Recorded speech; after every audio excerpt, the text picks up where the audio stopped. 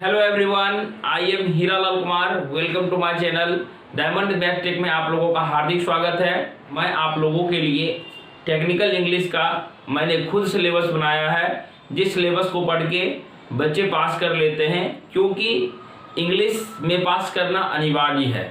तो बिना समय बिताए हुए हम शुरू करते हैं आज के सिलेबस को। लेकिन सिलेबस को शुरू करने से पहले अगर आप मेरे चैनल पर नए हैं तो चैनल को सब्सक्राइब किए हुए बिना मत जाइएगा। वीडियो को लाइक कीजिए, तब मोटिवेट होंगे तो आप लोगों के लिए और वीडियो बनाएंगे। तो चलिए शुरू करते हैं। खुद का सिलेबस बनाया हुआ किस तरीके का है पहले उसको देखेंगे। यहाँ से मैंने 13 पॉइंट लिखे हैं, लेकिन आप सोचेंगे सर यूनिट तो बहुत उसमें कम दिया हुआ था, लेकिन आपने सर यहाँ पे तो 13 लिख दिया। क्योंकि देखिए आप लोग को क्या करना है। तो सबसे पहले मैंने लिखा है कि खुद का सिलेबस बच्चे सिर्फ यही पढ़कर पास करते हैं। पहले आप लोग जान लीजिए कि इसमें से इंग्लिश में टोटल पूछे जाएंगे आपको 50 क्वेश्चन। एक क्वेश्चन 4 मार्क्स के होंगे, यानी कि 200 नंबर हो गया। इसमें से अगर आप एक गलत बनाते हैं तो 1 नंबर कटेंगे, अगर एक सही बनाते हैं तो 4 नंबर मिलेंगे। अगर आपका एक सही एक गलत होता है तो 3 नंबर आपके पास होंगे।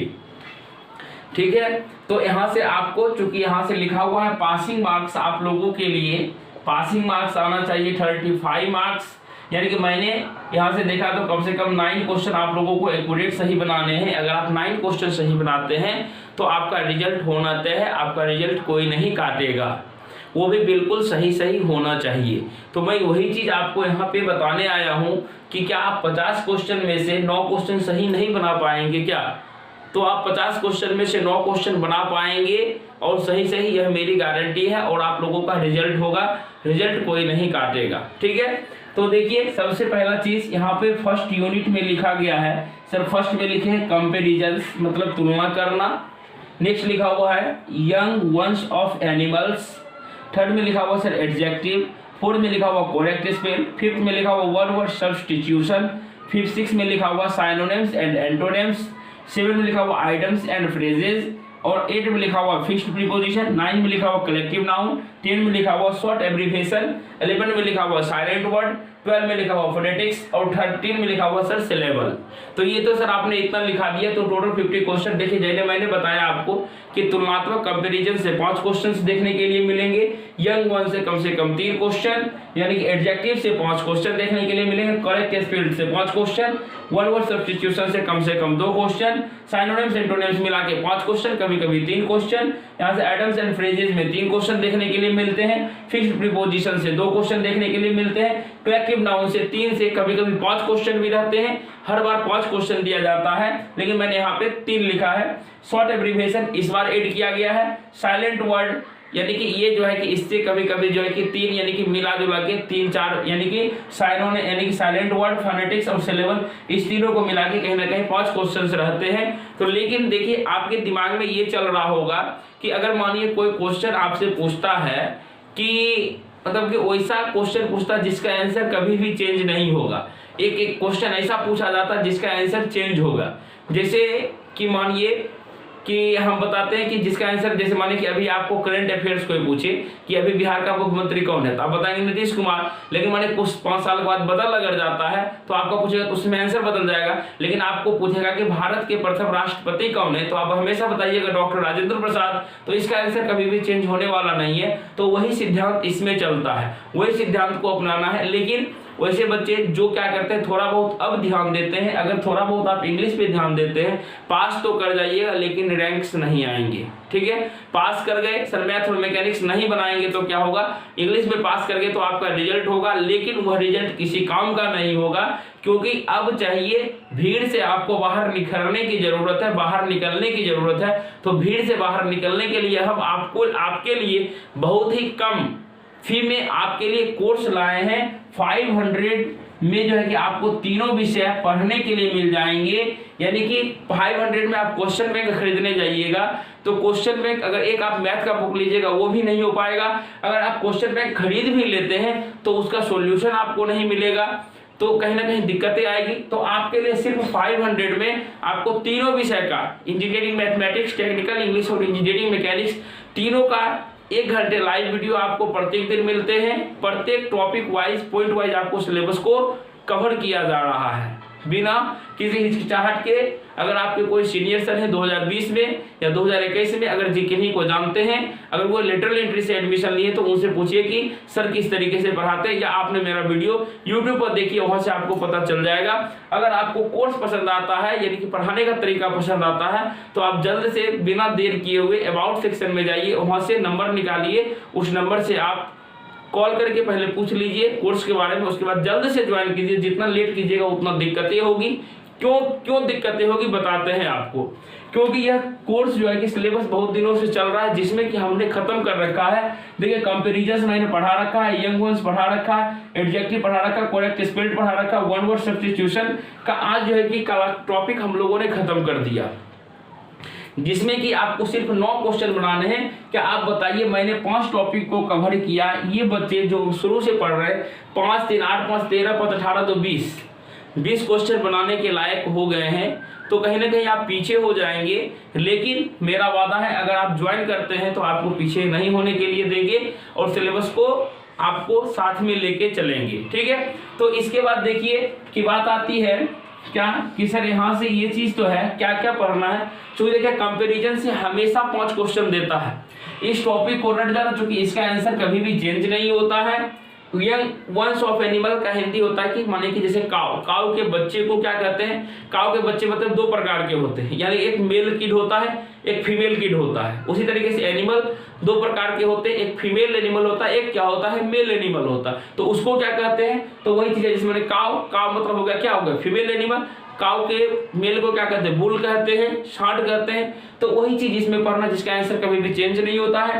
जैसे देखिए एडजेक्टिव से हमेशा 5 क्वेश्चन आपको देखने के लिए मिलेंगे, तो 5 5 10 क्वेश्चन यही हो गया एडजेक्टिव। जैसे मानिए कि फादर, यानी कि फादर का एडजेक्टिव क्या होता है, पैटर्नल। मदर का एडजेक्टिव क्या होता है, मैटरनल।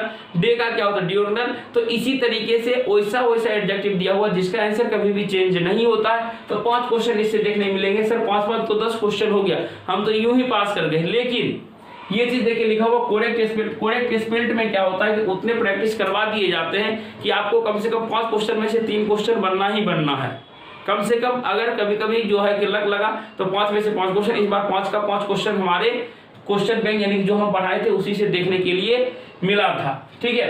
वन वर्ड सब्स्टिट्यूशन से भी जो है कि जितना लिखा देते हैं उसमें से ही आ जाता है। नेक्स्ट देखिए साइनोनिम्स एंटोनिम्स पे भरोसा नहीं, चूंकि साइनोनिम्स एंटोनिम्स जो होता है कि बहुत ही ज्यादा पढ़ने के लिए है। उसमें से जो है कि अगर सेम टू सेम मिला, अगर दिमाग लगा तो सही है, नहीं तो इसको हम लोग नहीं ही मान के चलते हैं, क्योंकि इसका आंसर क्या होता है लगातार बदलते रहता है। अगर जैसे मान लीजिए कि साइनोनिम्स एक वर्ड यानी एक जैसा, जैसे मानिए हॉट का मतलब क्या होता है, गर्म होता है। हॉट के लिए कई सारे और हम लोग यूज कर सकते हैं। जैसे मानिए एंटोनिम्स मतलब उल्टा शब्द, दिन का उल्टा क्या होता है, रात, यानी डे का उल्टा नाइट। तो ये चीज है, लेकिन आसान तो देता नहीं है, कहीं ना कहीं थोड़ा सा टफ देता है। नहीं देखिए लिखा हुआ आइटम फ्रेजेस, ये सभी चीज का देखिए मिलेगा तो हमारा सही होगा, नहीं मिला तो हम इसको नहीं गिनती करते हैं। इसलिए देखिए यहाँ से फिक्स्ड प्रीपोजिशन से आपको फिल इन द ब्लैंक्स आएंगे, यानी कि अकॉर्डिंग के साथ हमेशा क्या होता है, अकॉर्डिंग के साथ हमेशा टू पर योग होता है।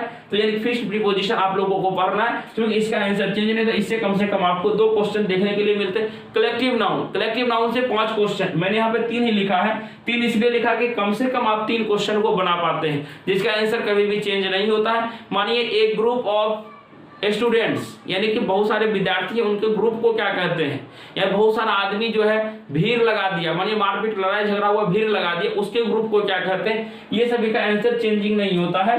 तो इससे जो है कि आपको कम से कम 3 क्वेश्चन बनेंगे ही बनेंगे। तो जोड़ लीजिए कितना कुछ, 5 10 15 15 3 18 क्वेश्चन ऐसे हो गए, 9 का 2 गुना बन गया। हम फिर भी आप लोगों को उस तरीके से प्रिपरेशन करवा देते हैं जहां की आप क्या कर सकते हैं, क्वेश्चन को कितना कम से कम मानिए 25 30 तो बच्चे टच कर ही लेते हैं। हर विद्यार्थी को बोलता हूं कि ज्यादा रिस्क नहीं लेना है।